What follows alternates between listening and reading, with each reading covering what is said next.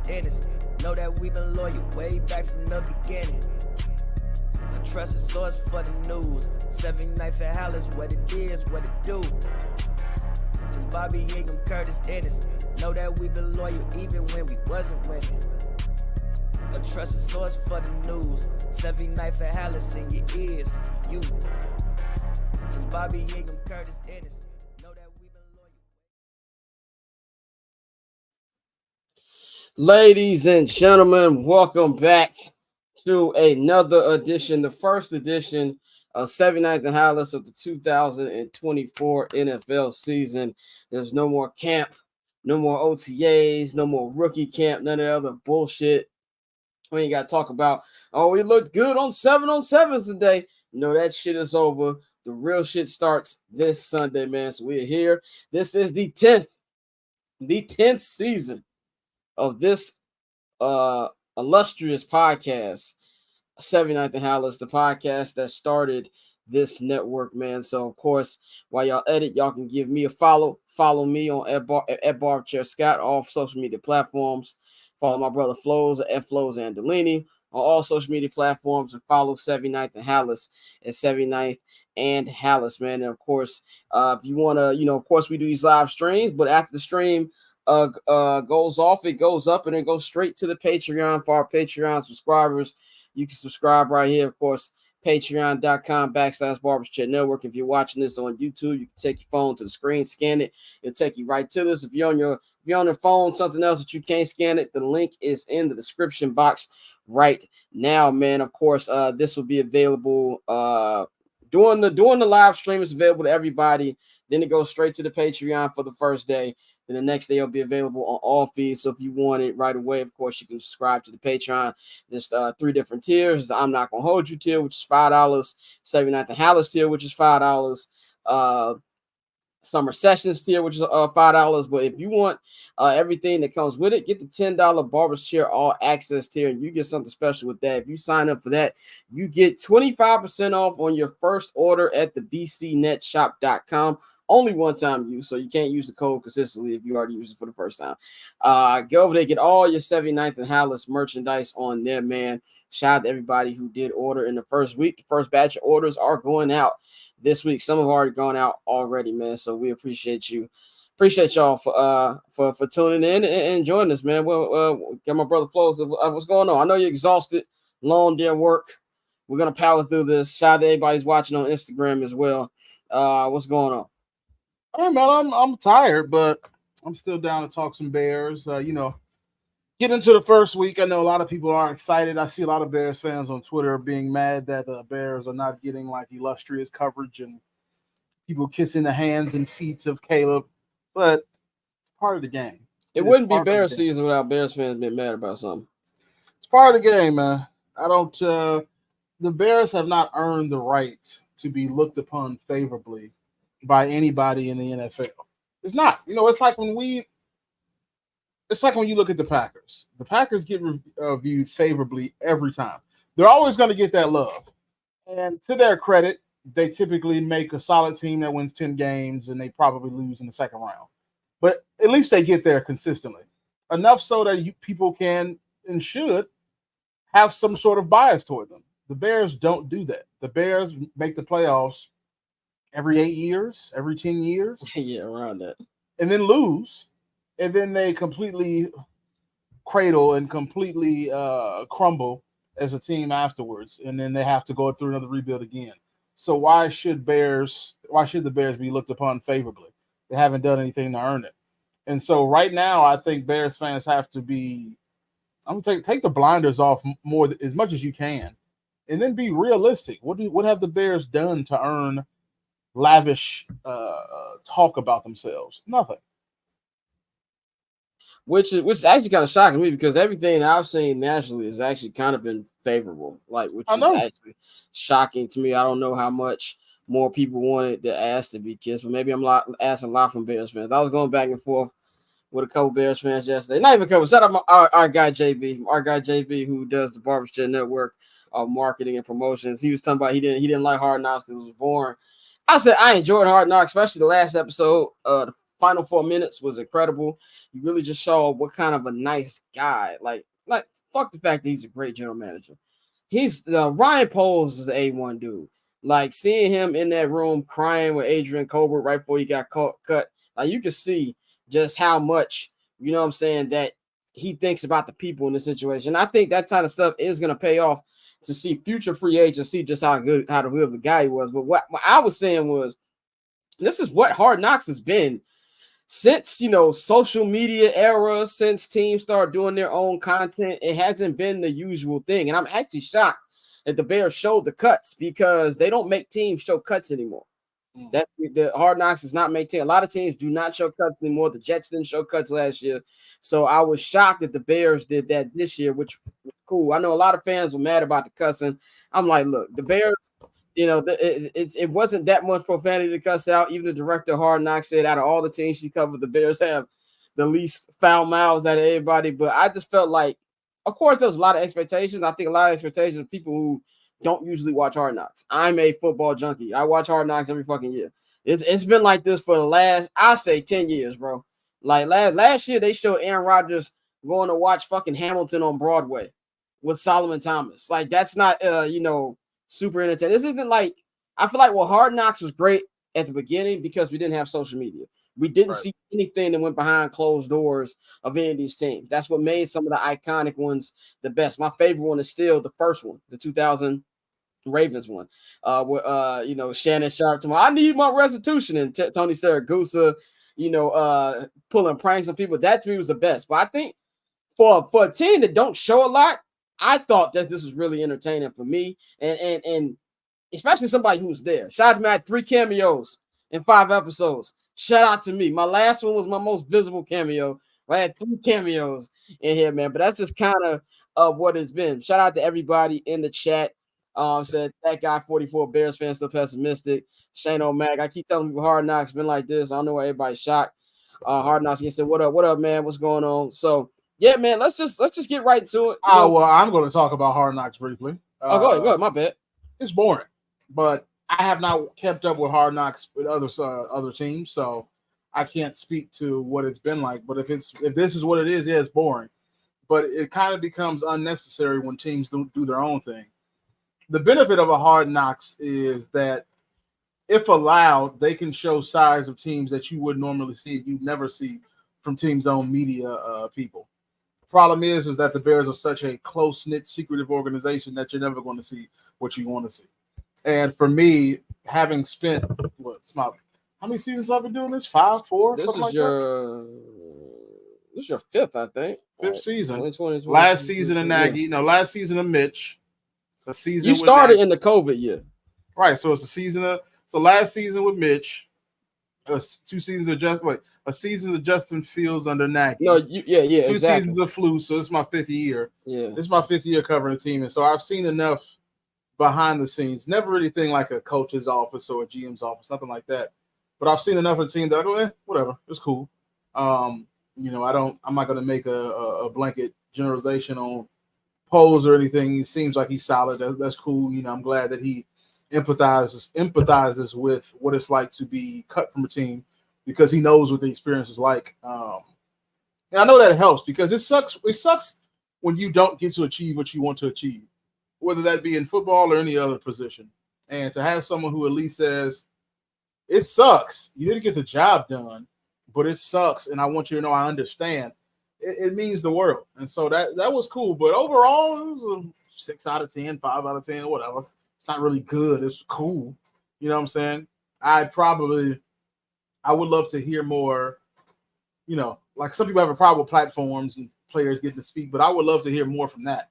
Like when I watch Micah Parsons and CJ Stroud in the offseason talk about, just life, football, how good they were on the field. That's more intriguing than watching Hard Knocks. So it was cool. more player podcasts, basically. Yeah, people hate that players have all these platforms, but people keep watching them, and they're going to keep coming. And so at least while we're here, I want to see something good, and I have seen a lot of good from these platforms that let you know that players have a voice, players have a lives that are some that are intriguing, have perspectives that are intriguing, and it just makes the connection between the audience and the players a lot more closer. So yeah, That's my take on it.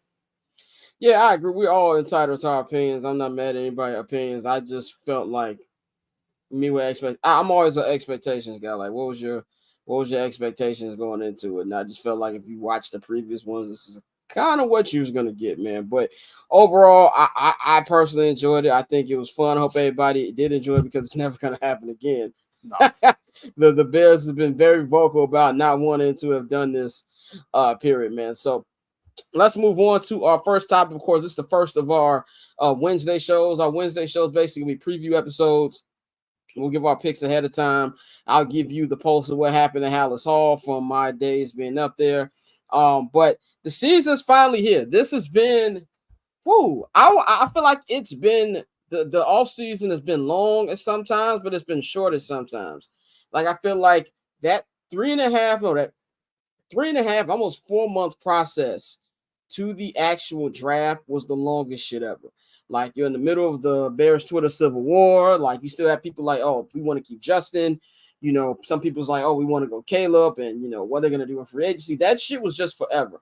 I feel like once Caleb got actually drafted, and then you got Rome Odunze, I feel like it actually kind of flew by. But then we get back to camp, and that was the longest 6 weeks of my fucking life. Like, I think that, you know, obviously it's a blessing to cover it and be able to actually, be there and do that. So I'm not going to sit up here and be like, rich people problems, but it was fun. But camp for the players and for the media drags after like the first week, after the first 10 days, it really, really drags. But, you know, being an everyday thing. But now we're finally here and I'm excited. No more talking about practices.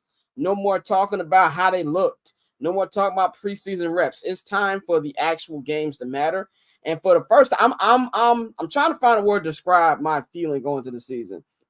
I don't want to say cautiously optimistic, but I kind of feel like that's the closest term to describe what I'm feeling. Like, I'm excited about the future of this team. I'm excited about the ceiling of this team. I'm also very aware of the floor of this team. I'm very aware of the weaknesses on this squad. I'm very aware that Caleb, as much as we expected from him, is a rookie. But I do feel like I had the same feeling that I've had before seasons that the Bears actually make the playoffs.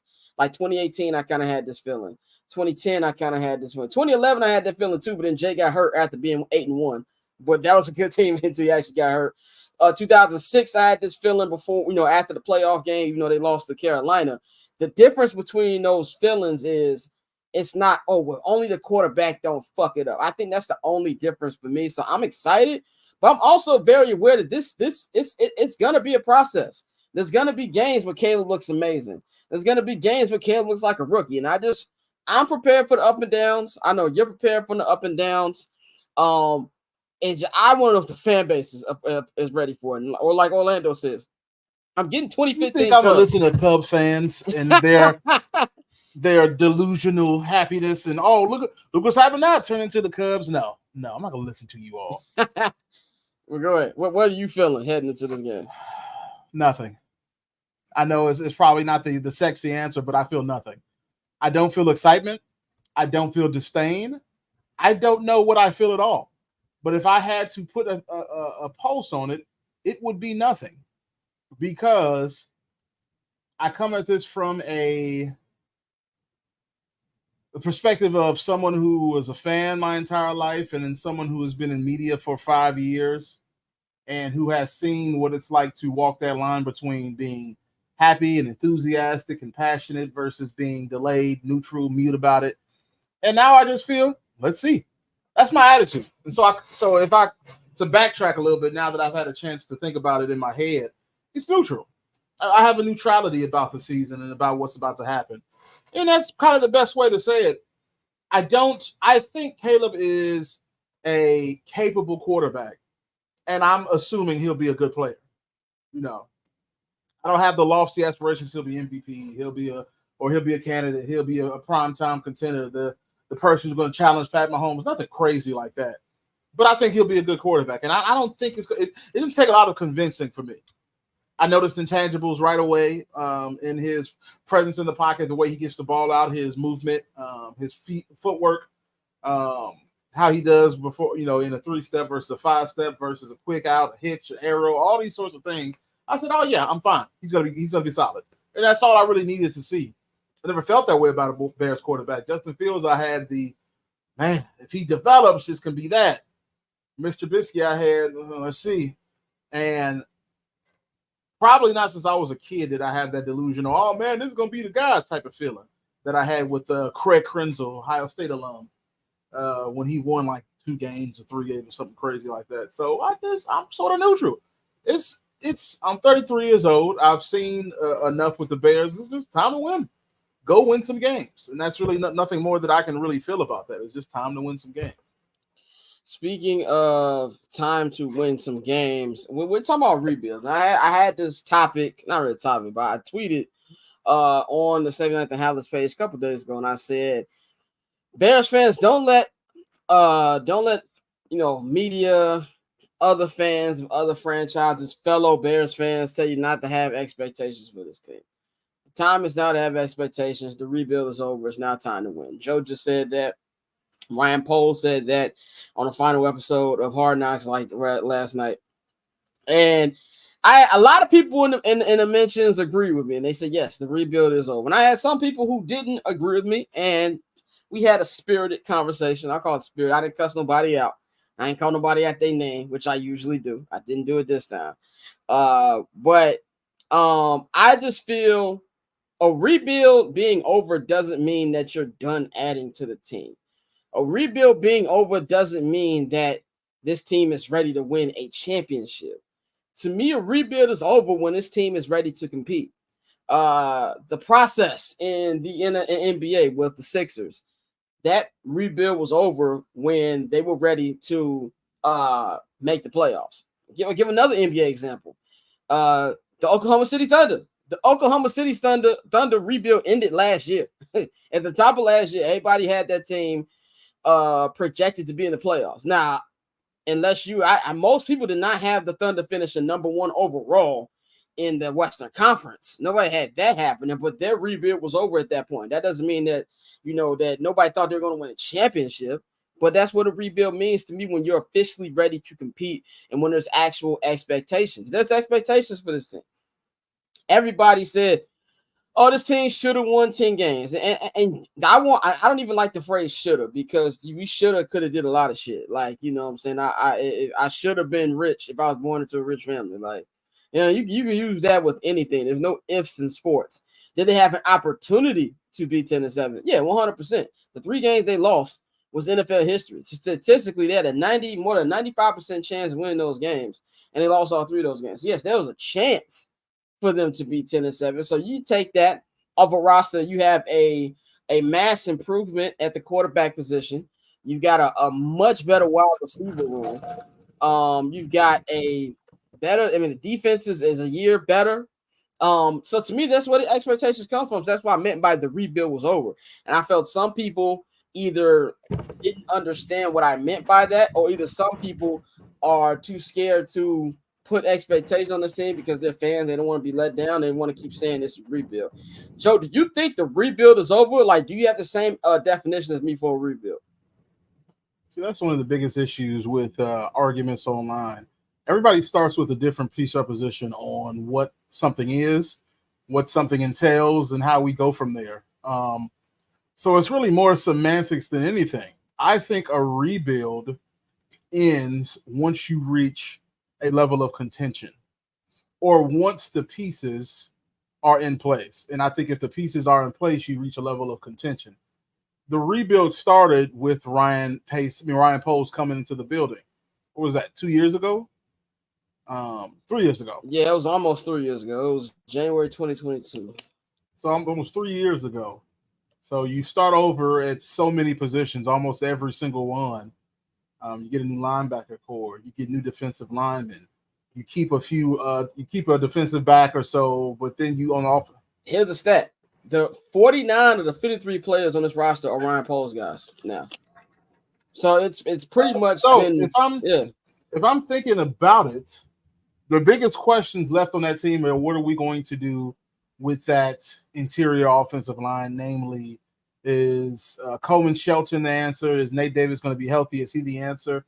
Outside of that, you got Darnell Wright, which you're pretty solid in. Tevin Jenkins, he's a good lineman. You got PFF Braxton Jones, which they fell in love with. And so you seem solidified. You got 3 great receivers, a good running back crew, and you picked up the rookie quarterback. And I look at the defensive side of the ball, you're probably more solid than you are on the offensive line. The linebacking core is solid. It's TJ Edwards, it's Tremaine Edmonds, and then Jack Sanborn coming in when it's not a nickel or a dime package. You got your defensive backfield, which is amongst the best, in my opinion. So you're pretty solid. And so if I'm looking at that, I would say the rebuild's over. I mean, what more do you go from there? Unless you're thinking the team to be 100% set, I can't give you a response to that. I think it literally becomes when you have revamped in almost every major position. You have the signal caller that you want and some skill positions, and then signal callers on the defensive end, and then also the coaches that you want. So overhaul of the coaches. This isn't the same offensive coordinator or defensive coordinator. Yeah. So what more makes it a rebuild? I think when you hold on to that rebuild label, it gives you a little bit of an excuse when things go bad. 100%. Like, oh man, we're in a rebuild, so it's like, oh, he's a rookie. Now, he's a rookie is a good excuse for anybody. Like if Jaden Daniels, I wouldn't call it an excuse. It's a fact. It's even. I don't even think you can use the excuse. It's just a fact. People use it as an excuse as something bad, but I just think that's an excuse for the literal definition of no. This excuses this. This right here, this event, this thing, this person, this place excuses this. P is going to excuse Q. Simple as that. And so, or P plus Q equals C. Like this sort of equation lets you know this is excused. Because if Jaden Daniels goes out and throws 5 picks, the logical response is to say, woo, that's rough. He's still a rookie, though. Right. Because if you don't do that and you start to assume there'll be this or that, I think you laugh in the face of history. And we can take someone like Peyton Manning, who threw a lot of freaking interceptions his rookie year, as to why you need to be cautious with giving a player one designation or the other. Yeah, I think that's you put it in the best way possible of how I feel like it's okay to have expectations, people. I think a lot of Bears fans, and by the way, rightfully so. Shout out Tiff. She's the general manager of Barbershop. She said it's kind of like a dude who always cheats on his girl, but like this girl meets this one dude and he starts to open up the door for him and like do nice shit, and like Bears fans like hesitant, like I don't know. That's what I kind of feel like. That's what I felt in the tailgate at the preseason game. I'll be at the tailgate again this Sunday. Maybe hopefully the vibe's a little different. I get why Bears fans are scared, but hey man, it's that time. And this I know that some fans are kind of scared. Oh, well, if he just has a 2018 Mitchell Trubisky season, no, nigga, no. Think bigger. Aim better. Want better for yourself. It's fine to have these expectations. Caleb has been talked about as this godsend QB prospect since his last couple years of high school. It's okay to have expectations for him. He had a better college career than CJ Stroud. He has a better situation than CJ Stroud. I don't think asking for CJ Stroud like numbers is a lot to ask. I think that he can do it with better weapons and he has better tools than them. So that's why I say that I believe everything that the rebuild is over. But let's go on to this segment I'm going to call Sounds of Halas. Eventually, I will have some actual audio for you. We got to get that tape recorder so I can put up there on the podium so I get like some quotes to play for y'all. But today I was up at Halas, first official day of the season. Where they put the week 1 preparations. It's all about the Texans today. It was not packed, but the usual suspects of the media up there today. We spoke to Matt Eberflus.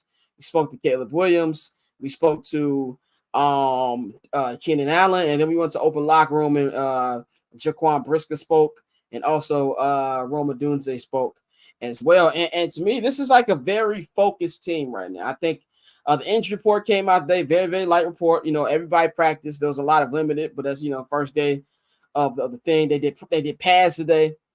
Flu said today was going to be a very physical practice. They're going to come out with it. I don't know what happened to practice because we're back to the regular season and we can't actually watch practice. We only get to watch them warm up during the regular season. So I don't know what the fuck happened. But one thing that Jalen Johnson said yesterday, I wasn't there yesterday, but he said that he's tired of hearing about how we look on paper. He's tired of hearing about expectations. He said, look, we felt the same way last year. We got knocked in the mouth week 1. We got knocked out that whole month. They started off 1-3 in the first month of the season. He said, we got to go out there and do it. Doesn't mean anything until we go out there and do it. And you kind of heard the same thing for Cole Kmet. And that's just really what I thought was awesome to hear, because it's the same thing you've been saying, Joe. It's put up or shut up time now. Like, you guys got to go out there and get it done. The rest of the NFL is probably going to think you're the same old Bears until you prove that you're not the same old Bears. The captains got announced yesterday. There are 8 captains. The captains are Tremaine Edmonds, TJ Edwards, DJ Moore, Kevin Byard, Mercedes Lewis, Jalen Johnson, Cole Kmet, and Caleb Williams has become the first rookie quarterback to be named a starter. To be named a captain.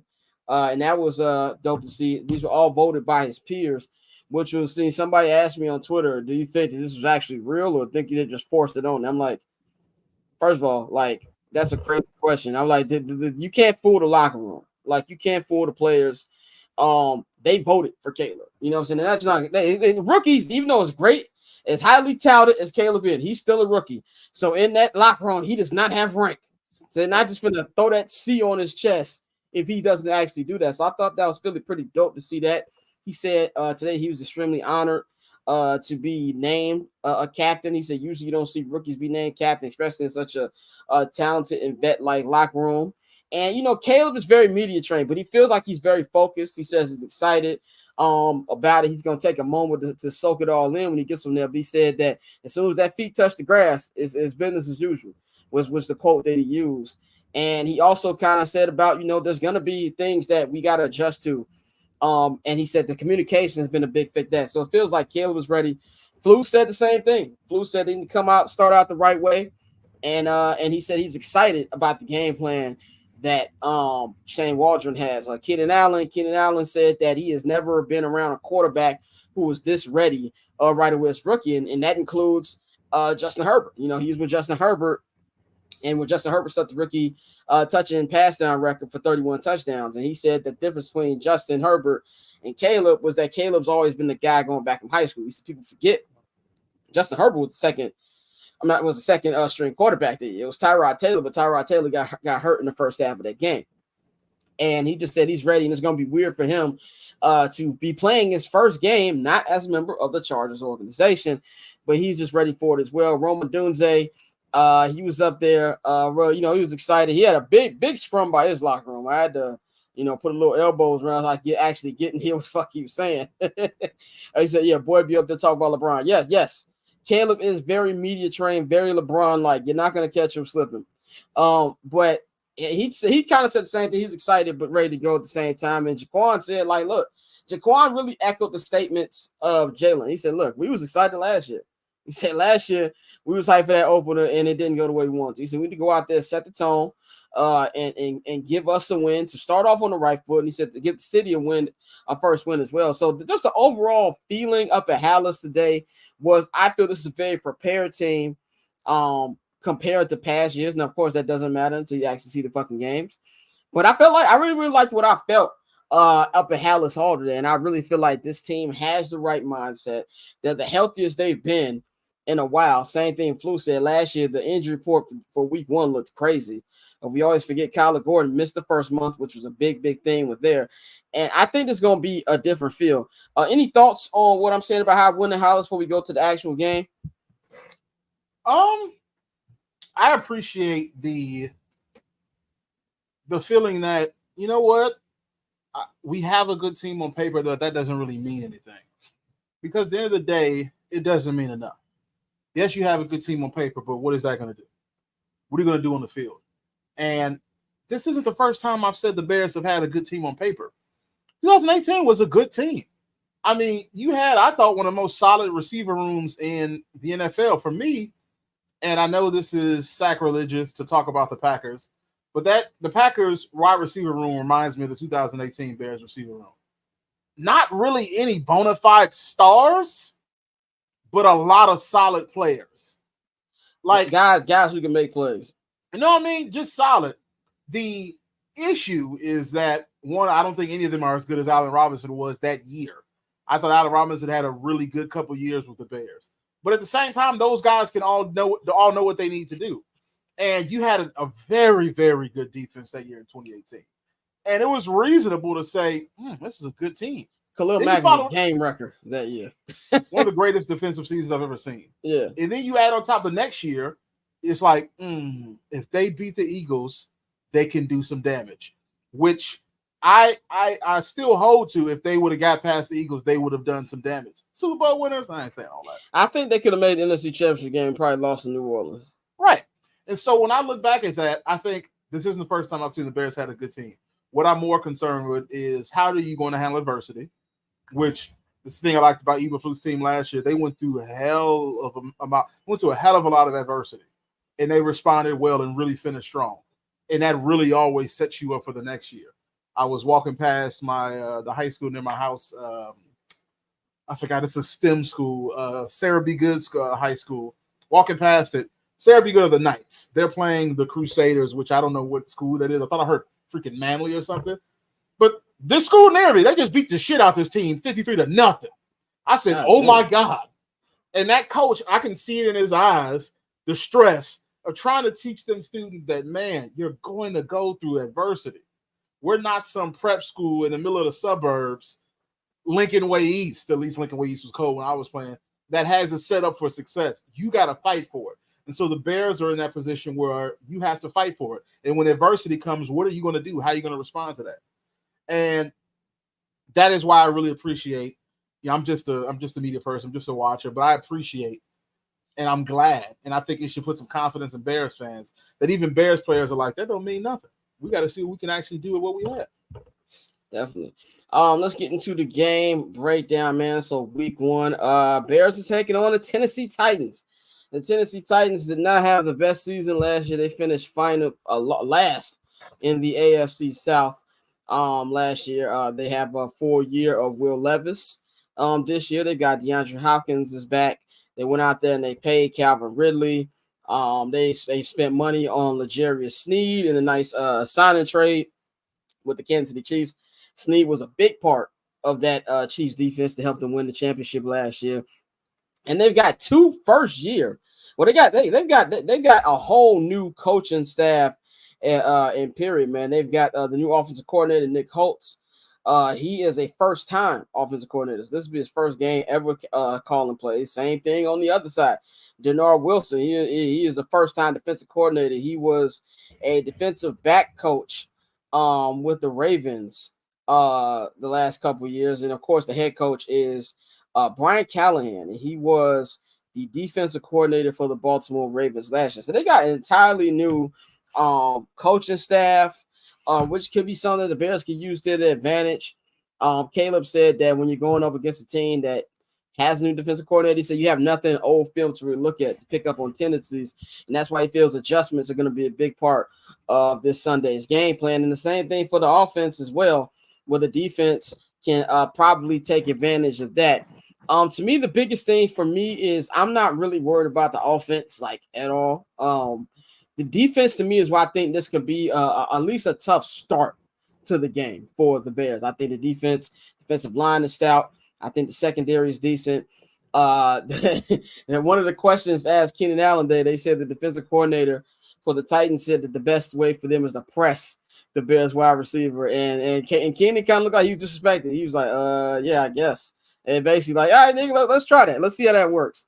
For me, I think if they come out swinging out the gate, I think this is going to be something you need to put that offense in a bad predicament. Make that offense put up points, because I think you got to take the sails out of the winning defense already. They've already been talking, saying, "Oh, I want to play the quarterback with the painted nails." They've already been talking, and they want to get off to a good start as well. What do you think about the Titans in general as a first week opponent for the Bears? Titans are not a good team. We don't have to beat around the bush. Though I'm still intrigued with Will Levis. I don't think Will Levis was ever too good of a college quarterback. It's not he was bad. He was solid. He's had the first 2 years at Penn State and then Kentucky. I don't think he was even ever a 3,000-yard passer at Kentucky. I can't think of anything of note about that team. But at the same time, that doesn't really mean that he can't be a good NFL quarterback, because we have seen situations where players have come into NFL, and even though they were sort of mid, they ended up becoming better quarterbacks. And so when I look at him, the reason he intrigues me so much is that he's a prototypical quarterback. I mean, the kid's like 6'4", 230 something, maybe 220, and has all of the arm strength that you can want, but you just wonder, what is he going to do? You know what I mean? And I had to look it up. Josh Allen's best year is 3,000 yards, 28 touchdowns, 15 interceptions. It sort of mirrors 2,800 yards, 24 touchdowns, 13 interceptions. Will Levis, these are both their junior year. No, these are both their. This was sophomore year of Josh Allen, junior year for Will Levis. Like, those were okay quarterback, and looks what Josh Allen has become, a much better pro than he was a college player. So I'm intrigued by him. If he's good, the team becomes a lot better than they were last year. They were 6-11 last year. Yeah. They can become an 8-win team, a 9-win team if he's good. I don't believe in their receiver room like that, but it's okay. It's solid. Yeah, if this was 5 years ago, DeAndre Hopkins, they'd be cooking. Absolutely. That'd be cooking grease. It'd be good. You have my man's coming in. Calvin Ridley coming to the second streamer. That's fantastic. But knowing what I know about them, I go, And no King Henry this year. You know what I mean? No, he's gone. Yeah. And that puts pressure on Will Levis to perform. But I think that's a stretch. And so I don't think this is a good team. And I think the Bears are much better on paper. And they should win this game by 2 scores. Now, that being said, this is the first game of the season. Weird things happen. So it could be a position where the Bills could find themselves – the Titans could find themselves down 3 scores. The Bears could find themselves down 2 or 3 scores just because things get weird. Yeah. Players go on streaks. You don't really know what you're looking at. The first month of the season is glorified preseason. Right? You know what I'm saying? So I'm not going to put too much stock into it. None of these wins are must win to me. It's just, let's just see what you're doing. But yeah, I don't put much stock into the Titans. They're not a good team.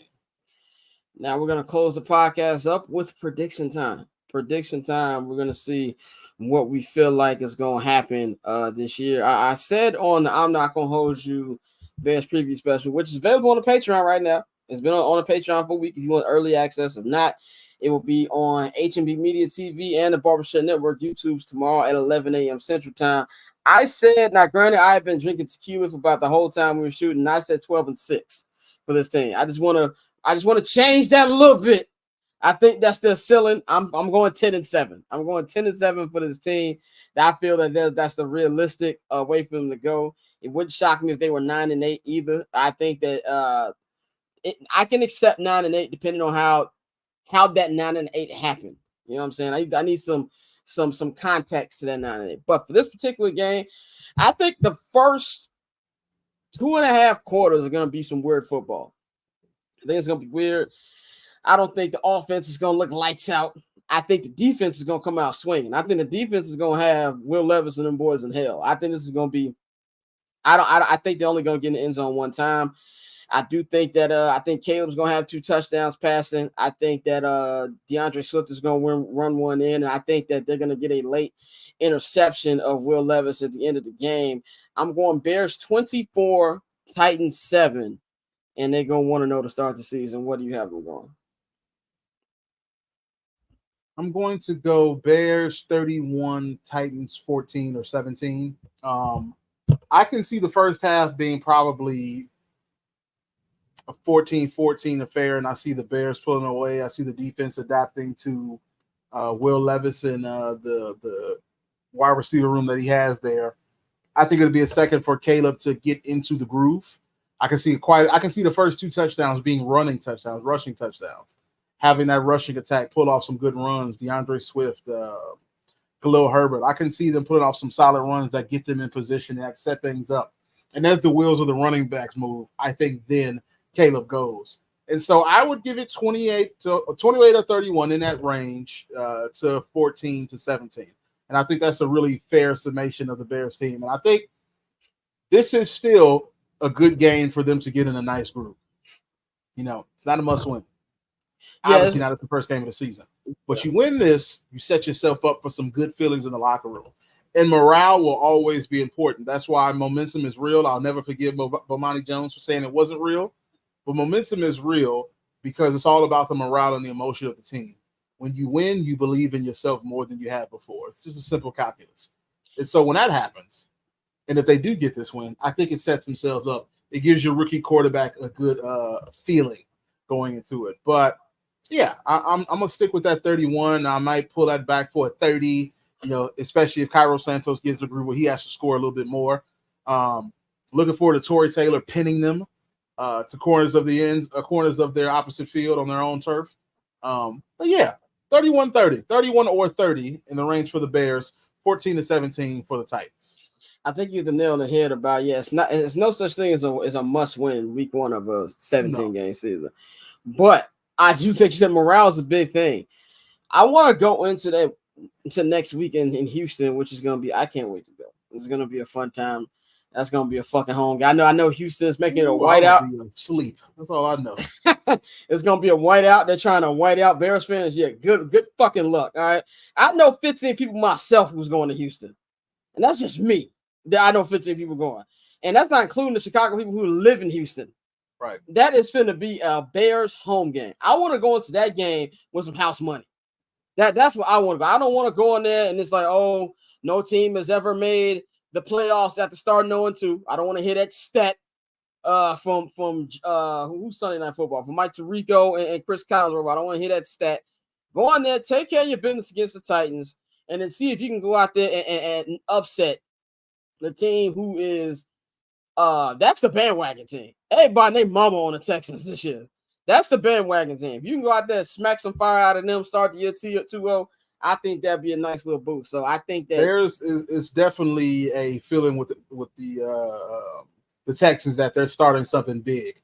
Yeah. And I won't lie to you. I see CJ. Of course, I watched him all his years at Ohio State. I had a love-hate relationship with him there. Yeah, I know. I saw him do so much, but I feel like he sometimes was holding himself back, or Ryan Day was holding him back. And now he comes into this rookie season where he just looks like a veteran from the first snap. It's like, wow, he's reading that well. What the hell? And now they got a full year tape on you. Yeah. They have a full year tape on you. Mr. Trubisky was a Pro Bowl alternate. He had a solid year. That full year tape came out. Never recovered from it. People knew who he was. And so CJ has to do that same thing. But there's momentum riding with them right now. And a win there, it's big. It's a very big win. But it's only big if you win Sunday.